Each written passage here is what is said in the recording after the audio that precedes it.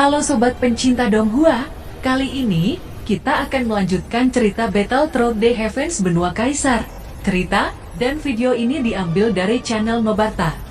Tanpa banyak basa-basi, mari kita simak alur ceritanya. Melanjutkan dari cerita sebelumnya, sejak zaman kuno latar belakang tubuh beracun adalah kata-kata yang sangat mengerikan. Ada ras kuno yang memiliki tubuh beracun dan dia biasanya disebut ras Onan. Saat itu mereka memiliki dunia dimensi sendiri, sehingga ras-ras Onan jarang menginjakkan kaki di benua ini. Namun manusia selalu rakus akan kekuatan. Jika tubuh racun di dalam tubuh ras Onan mencapai keadaan tertentu, itu bisa dijadikan untuk mengisi kekuatan seseorang dengan sangat besar. Dengan godaan seperti itu banyak suku yang memburu ras Onan untuk meningkatkan kekuatan mereka. Dengan kata lain, ras Onan hanya dijadikan sebagai makanan. Tentu saja hal ini membawa ras Onan dalam kehancuran. Pada saat itu ras Onan bersumpah akan mengubah dunia Doki menjadi tanah mati. Masing-masing dari tubuh beracun ras Onan meledakkan diri di tengah-tengah kebencian mereka. Itu mengubah benua menjadi kehancuran yang menyebabkan banyak kematian bagi semua makhluk hidup. Setelah peristiwa itu ras Onan hanya menyisakan sedikit anggota.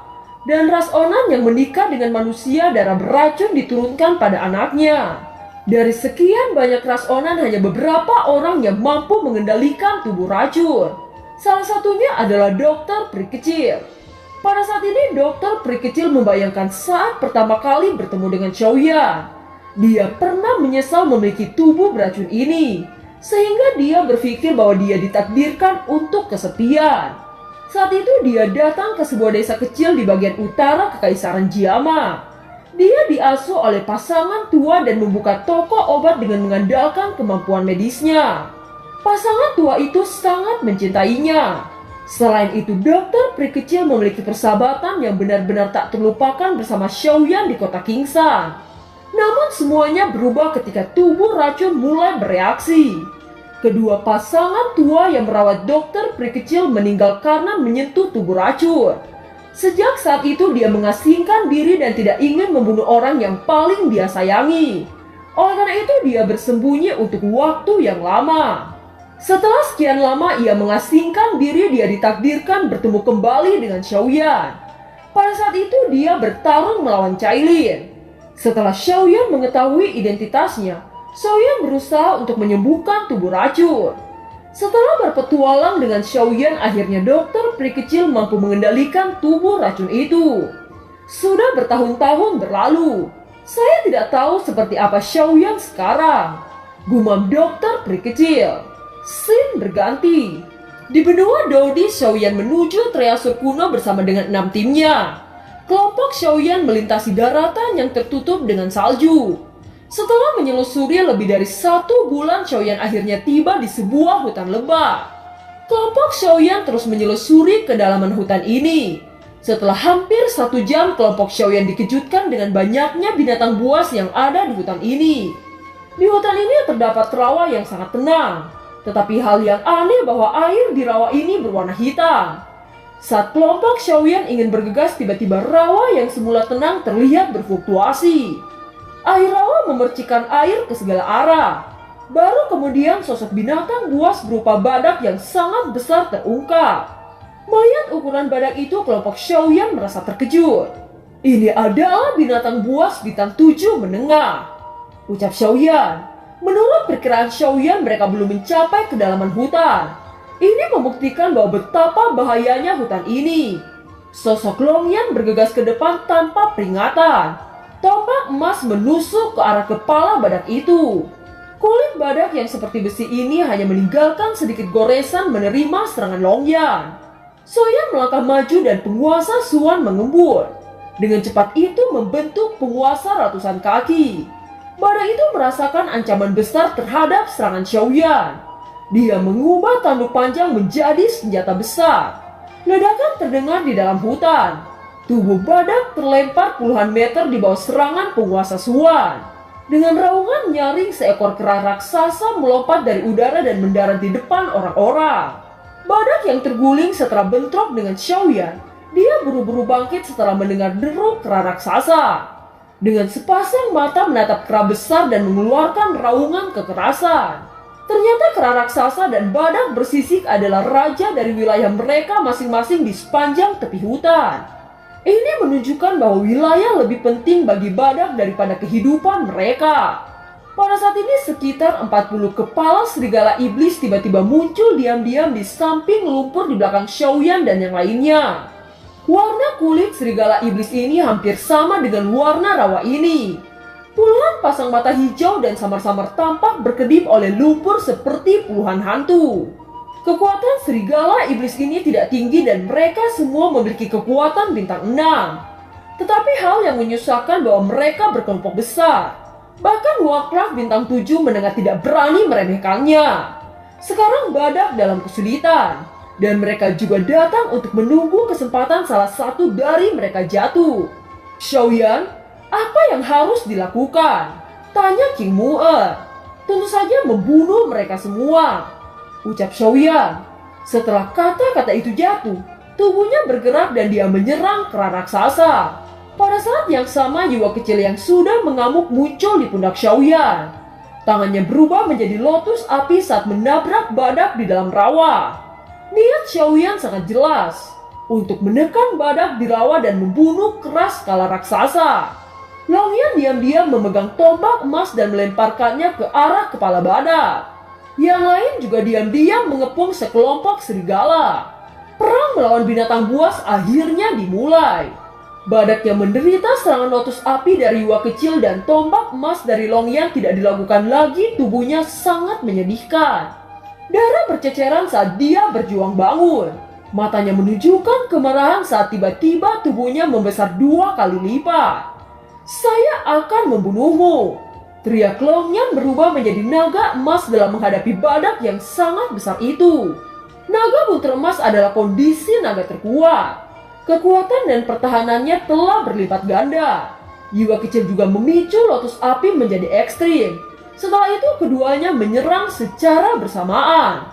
Di sisi lain, Ziying terbang ke celah antara 2 serigala iblis di depannya dan membuka 2 serigala iblis dengan petir.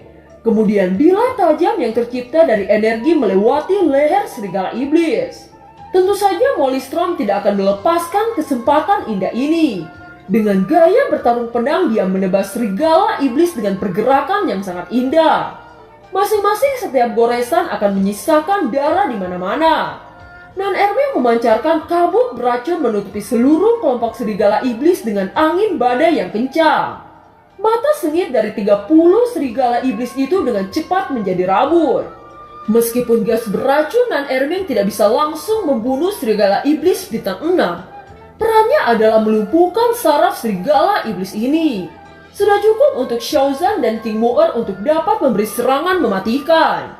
Xiaoyan menghadapi kera raksasa 7 bintang menengah, ia menggunakan keterampilan bertarung jiwa. Kera raksasa itu meraung kesakitan dengan memegang kepalanya. Dengan gelombang sonik yang menekan tubuh kera raksasa, penguasa Suan Api membesar menjadi ratusan kaki. Itu lurus di langit sebelum diayunkan dan menebas mengenai kepala kera raksasa. Setelah pertempuran usai, kelompok Xiaoyan menyimpan inti sihir bintang 6 dan bahkan bintang 7. Setelah kabut beracun menghilang sepenuhnya, kelompok Xiaoyan memasuki kedalaman hutan. 3 hari 3 malam kemudian Xiaoyan meninggalkan rawa dan berbaris jauh ke dalam hutan. Singkat cerita, sebuah kuil yang tampak sangat kuno terungkap di depan kelompok Xiaoyan. Di bagian atas kuil itu terdapat kata yang bertuliskan Teriasur Fenglin. Sebuah suara tua tiba-tiba terdengar. Kalian telah melewati berbagai rintangan. Sekarang kalian bisa memasuki kuil dan mendapatkan hadiah dari Kaisar Ling Fengni. Hadiah? Semua orang tampak kaget. Seketika mata kelompok Xiaoyan bersinar. Orang yang bernama Kaisar Ling Feng itu memandang kerumunan satu persatu. Dan pada akhirnya mengarahkan pandangannya ke wajah Xiaoyan lalu berkata, "The kuil ini adalah semua harta yang ditinggalkan oleh Kaisar. Keterampilan bertarung, senjata sihir, inti sihir, dan harta lainnya. Kamu di sini untuk berburu harta karun kan? Dan meskipun kuil ini disebut Ling Feng Treasure, namun sebenarnya di dalam kuil ini tidak ada harta yang seperti kalian pikirkan. Sebagai gantinya kaisar ini yang akan dijadikan harta, ucap Ling Feng. Semua orang terpana. Ekspresi mereka menjadi gelap dan hati mereka kecewa. Tetapi Xiaoyan berpikir tentang makna dari kata-kata Ling Feng. Dia ingat situasi ketika dia bertemu Kaisar Iblis Tua di pemakaman iblis, di mana dia bertemu sisa jiwa Kaisar Iblis Tua. Pada saat itu Kaisar Iblis Tua memberikannya kuali suci, formula obat unik dan roh hantu. Xiaoyan tidak bisa membantu tetapi sedikit bersemangat. Tidak dilakukan lagi bahwa Kaisar Ling Feng ini pasti orang yang berada dalam bencana kuno.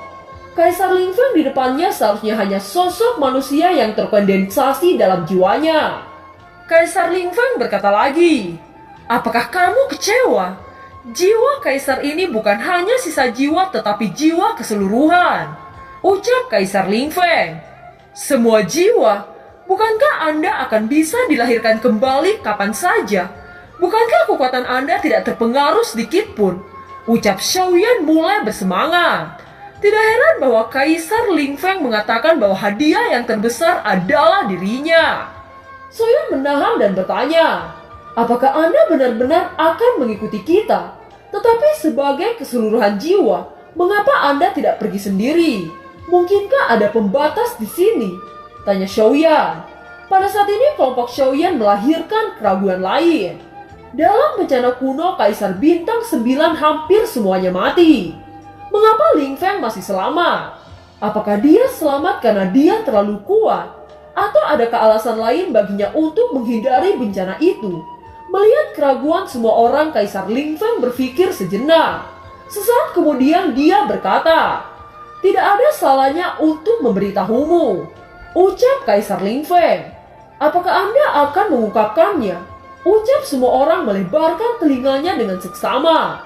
"Meskipun saya bukanlah kaisar manusia, kaisar iblis, atau kaisar monster, tetapi saya tidak kalah dengan 3 kaisar karena kekuatan dan tempur saya. Pada waktu itu saya menjadi orang pertama yang berperang melawan daratan sebelum bencana kuno. Anda bisa menebak kekuatan apa yang saya miliki untuk bisa bertarung melawan 3 kekuatan ras dengan bintang 9, ucap Kaisar Ling Feng. Semua orang melebarkan mulut karena kaget. Dia sebenarnya orang pertama yang berperang melawan daratan sebelum bencana kuno. Itu pasti puncak bintang 9. Setelah terdiam beberapa saat, Kaisar Ling Feng berkata lagi, "Hanya saja kaisar ini tidak memiliki niat untuk bersaing memperebutkan kekuasaan, tetapi mengabdikan seluruh kekuatan untuk menembus Dao Xian. Mereka percaya bahwa puncak bintang 9 adalah kekuatan tertinggi. Mereka mulai memanjakan diri mereka sendiri dan membiarkan sisi jahat kemanusiaan. Itu menjadikan seluruh benua Dodi menjadi pertempuran di mana-mana. Namun saya tahu bahwa ada tingkat yang lebih tinggi di atas Dodi puncak bintang 9, yaitu Dao Xian. Sayangnya sudah terlambat. Ketika saya masih dalam pengabdian untuk berusaha keras menerobos Dao Xian tiba-tiba muncul dan mulai membunuh dengan kekuatannya. Bagaimana bisa Dodi melawan kekuatan Dao Xian dengan perbedaannya? Mayat ada di mana-mana dan tidak ada yang bisa bersembunyi. Seolah-olah bencana dunia datang. Saat itu saya tidak mengerti dan berpikir tentang mengapa Dao Xian melakukannya. Meskipun saya tidak melihat tubuh asli Dao Xian, tetapi mengikuti perasaan Dao Xian, saya bertanya kepadanya dengan marah. Mengapa dia dengan keras kepala membunuh ribuan jiwa dalam kesombongan? Apakah dia berani memberitahu saya bagaimana cara menerobos dan menunggu saya menjadi Dao Xian untuk bertarung dengannya? Ucap Kaisar Ling Feng. Mendengar ini, Xiaoyan tidak bisa tersenyum atau menangis. Longyan tiba-tiba membuka mulutnya lalu berkata, "Apakah kamu mendapat jawabannya?" tanya Longyan. "Hahaha, ini adalah strategi," ucap Kaisar Ling Feng. "Jadi apakah strategimu berhasil?" Longyan bertanya dengan cara yang berbeda. "Gagal. Kemudian saya langsung dipindahkan ke suatu tempat. Saya tidak memiliki tubuh dan hanya jiwa. Saya meninggal seperti ini dan aku bahkan tidak tahu bagaimana harus mati. Saya tidak menyangka bahwa jarak antara kaisar dan yang abadi begitu besar. Saya mencoba segalanya untuk keluar, tetapi ruang ini dilarang oleh Dao Xian. dan saya hanya bisa tinggal di sini selamanya, ucap Kaisar Ling Feng. Mendengar ini, kelompok Xiaoyan akhirnya mengerti. Ternyata Kaisar Ling Feng dipenjara di sini oleh Dou Xian. Semua orang terkejut di dalam hati mereka. Tidak dapat mengatakan apakah mereka beruntung bahwa Kaisar Ling Feng telah mati tetapi jiwanya masih ada di sini, atau mereka menyesal bahwa Kaisar Ling Feng dijatuhi hukuman penjara seumur hidup. Suasana hening sesaat. King Mu'er ingin menghibur Kaisar Ling Feng yang masih dalam suasana hati yang gelisah. Dia berkata, "Ya, apakah kuil ini dibangun sejak lama oleh Dou Xian?" Tanya King Mu'er. "Ini adalah ruang ciptaan Dou Xian," ucap Kaisar Ling Feng.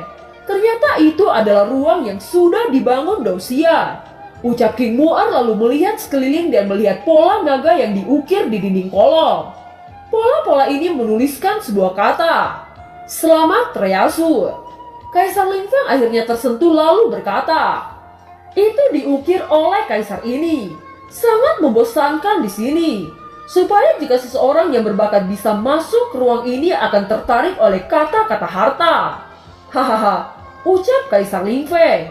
Saya tiba-tiba bertanya, apa yang terjadi dengan para binatang buas itu sebelumnya? Apakah mereka di sini untuk menjaga Anda dan akhirnya membunuh para pendatang? Bagaimana dia bisa berada di sini? Tanya Xiaoyan.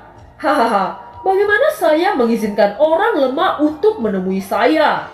Ucap Kaisar Ling Feng tertawa dengan bangga. Kaisar Ling Feng merasa lega dan berkata lagi, "Saya akhirnya mengerti apa yang dikatakan Dou Xian bahwa menjadi Tao tergantung pada kehidupan. Saya mengerti bahwa sudah jelas saya tidak memiliki kehidupan itu. Biarkan kaisar ini akan membantu Anda untuk memiliki kesempatan itu. Ini bisa dianggap sebagai hadiah Anda," ucap Kaisar Ling Feng. Kelompok Xiaoyan tidak begitu mengerti.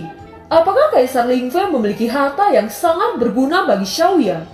Melihat ekspresi mereka, Kaisar Ling Feng berkata, "Karena kaisar ini tidak memiliki kehidupan, maka saya tidak bisa memberikan sebuah harta karun.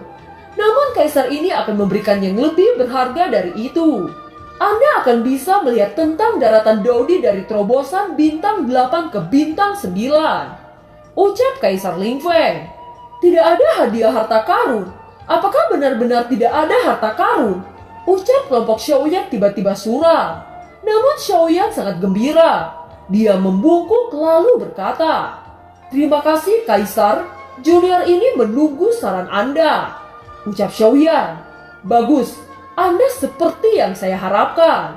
Jika Anda bisa tahu cara menerobos dari bintang 8 ke bintang 9 di daratan Dodi, itu tidak akan bisa dibandingkan dengan harta lainnya. Sekarang Anda harus menggunakan kekuatan dan kekuatan jiwamu." Ucap Kaisar Ling Feng mengulurkan tangannya ke arah kekosongan. Dengan suara mendengung yang keras, Kaisar Ling Feng memiliki seberkas cahaya biru kehijauan di kepalanya. "Suntikan Daoqi dan kekuatan jiwamu," teriak Kaisar Ling Feng kepada Xiaoyan. Daoqi Xiaoyan cepat melonjak, dan kekuatan jiwa mengalir keluar. Dengan Daoqi Xiaoyan dan kekuatan jiwa mengalir, sinar warna-warni langsung terbang melewati bagian atas kuil dan menghilang di ruangan ini dalam sekejap. Xiaoyan kemudian menyadari bahwa ada larangan di bawah Dou Xian di sini. Kaisar Ling Feng harus meminjam nafas Dou Xian dari Daoqi atau kekuatan jiwanya untuk mendapatkan sinar warna-warni dari larangan dan pergi ke ruang daratan Dou. Tiba-tiba seberkas cahaya itu meledak dari puncak dan langsung ke langit. Pada saat itu angin dan awan naik dan awan gelap menutupi langit menjadi tirai hitam. Melihat dari jauh pilar berwarna-warni menopang ke langit. Sepertinya ada sesuatu yang diseret dari langit. Dan sosok Qian segera jatuh dari sorotan cahaya. Sinar cahaya warna-warni juga menyatu kembali menjadi pegunungan Suifeng. Puncak salju masih tertutup salju tebal, seolah-olah pemandang barusan hanya ilusi. Ini adalah tempat yang terpencil dengan sedikit orang. Meskipun adegan ini sangat dinamis, jika mereka melihatnya dari jauh mereka tidak dapat merasakan kekuatannya. Tetapi pada saat ini ada sekelompok orang di atas pegunungan Suifeng lain yang tidak terlalu jauh. Kelompok orang-orang ini semua mengenakan jubah putih, dan nyala api kecil disulam di dada mereka, yang menandakan bahwa mereka adalah pasukan Kuildan. Mereka melacak semua tempat untuk menemukan Xiaoyan yang dipimpin oleh Dandan. Namun longsor baru-baru ini di sini telah menutupi aura Xiaoyan dan yang lainnya. Dandan mengikuti panduan ketinggian dan ingin melakukan pencarian yang lebih rinci. Tepat ketika dia melihat pemandangan yang menakjubkan ini, dia terkejut dan berkata, "Semua berhenti!" teriak Dandan. Mendengar teriakan itu, semua bawahannya langsung berhenti dan menunggu perintah. Setelah Dandan menjadi tenang, dia berkata, "Guntur dan kilat itu begitu menakutkan. Kekuatan ini aku khawatir bahwa bintang 8 Daudi akan diledakkan menjadi sampah," ucap Dandan. "Apakah itu Kaisar Bintang 9? Tanya bawahan di sampingnya setelah melihat sosok warna-warni di langit. "Itu mungkin. Aku pernah melihat bencana Daudi bintang 8 dan tidak seperti itu," ucap Dandan. "Itu tidak mungkin Daudi bintang 9. Tanpa ribuan guntur bagaimana mungkin itu adalah bencana Daudi bintang 9? Tanya bawahan di sampingnya. Jadi apa itu? Kalau saja Penatua Wu ada di sini, mungkin dia tahu berdasarkan pengalamannya. Lagi pula itu tidak ada hubungannya dengan kita," ucap Dandan. "Siapa bilang itu tidak ada hubungannya dengan kita? Jika dipikir lagi, di mana lagi Xiaoyan pergi mengingat tanah tandus ini?" ucap bawahan di samping Dandan. Setelah mendengar ini, mata Dandan bersinar dan berkata, "Itu benar. Memang sangat mungkin. Ayo pergi dan lihat," ucap Dandan. Di kuil harta karun Fenglin, Kaisar Fenglin menutup matanya dan menggenggam tangannya seolah-olah dia sedang menahan sesuatu. Tubuhnya juga semakin ilusi. Semua orang melihat tangan yang dipegang Kaisar Fenglin dan bertanya, apa yang sebenarnya dipegang oleh Kaisar Fenglin di tangannya? Bisakah dia menggenggam langit? Ekspresi Kaisar Fenglin berangsur-angsur serius. Dia mengerutkan kening dan menegang. Setelah sekian lama, Kaisar Fenglin akhirnya membuka matanya dan berkata, "Baik, tidak heran bahwa tidak ada seorang pun di daratan Daudi hari ini yang dapat menembus 9 bintang. Ternyata sekarang jalan daratan Daudi telah disembunyikan oleh aturan langit dan bumi. Tidak sama seperti dulu saat itu. Oleh karena itu, jika Anda ingin menyadari Tao di bawah kekuatan 9 bintang, itu akan menjadi lebih sulit. Bintang 8 ke 9 bintang akan menjadi seperti bumi dan surga. Saya bisa memahaminya. Jika benua Daudi dibiarkan memiliki banyak kekuatan bintang 9, benua Daudi akan mengulangi kesalahan yang sama seperti masa lalu. Para pejuang bintang 8 hanya bisa mencurahkan energi mereka untuk kultivasi. Dan hasilnya kekuatannya hanya menjadi sangat stabil dan tidak lebih. Dengan kata lain, sangat sulit untuk menerobos bintang 9, ucap Kaisar Fenglin. "Apakah tidak ada harapan?" tanya King Moer dengan cemas. "Tentu saja ada. Bagaimana mungkin tidak ada harapan untuk apa yang disebut jalan tanpa surga? Jalan itu hanya disembunyikan, bukan berarti tidak ada," ucap Kaisar Fenglin. Tatapan muram kelompok Xiaoyan kembali menyala setelah mendengar masih ada harapan. Kaisar Fenglin tersenyum dan memandang Xiaoyan lalu berkata, "Sepertinya saya di penjara di sini merupakan takdir yang baik bisa bertemu Anda," ucap Kaisar Fenglin. Xiaoyan terkejut. Segera dia bertanya, "Senior, Anda mengatakan bahwa Anda dan saya adalah takdir yang baik. Tolong berikan bimbingan kepada junior ini," tanya Xiaoyan. Kaisar ini mengaku bahwa Anda juga seseorang yang berbakat. Butuh waktu lebih dari 50.000 tahun untuk menembus Daudi bintang 7. Tetapi Anda hanya membutuhkan waktu kurang dari 15 tahun. Mungkin itu tidak hanya upaya Anda sendiri. Berapa banyak peluang yang Anda temui atau perawatan khusus, tetapi saya juga harus mengakui bahwa Anda benar-benar luar biasa. Dan bakat Anda masih di atas saya. Rahasia yang sangat mengejutkan, saya percaya bahwa selama saya membantu Anda pasti bisa berdiri di puncak Daudi dan menerobos puncak 9. Namun sebelum itu saya memiliki syarat, ucap Kaisar Fenglin. Xiaoyan buru-buru bertanya, Tolong katakan kepada junior kondisi apa yang diperlukan. Tanya Xiaoyan. Memuji aku sebagai guru. Ucap Kaisar Feng Lin tersenyum. Xiaoyan ragu-ragu sejenak sebelum ekspresi gembira terungkap di wajahnya. Dia segera mengangguk dan kemudian berlutut untuk memberikan hormat. Xiaoyan hendak berlutut tetapi Kaisar Feng Lin buru-buru menghentikannya lalu berkata dengan tersenyum. Saya tidak peduli berapa banyak guru yang kamu miliki. Setelah memuji aku sebagai guru, ketika kamu menembus Dodi bintang 9 puncak, ketika kamu menembus Dodi bintang 9 puncak, kamu harus berteriak ke langit dan membiarkan seluruh daratan Dodi tahu bahwa gurumu adalah Kaisar Feng Lin ini. Bisakah Anda melakukan itu? Tanya Kaisar Feng Lin.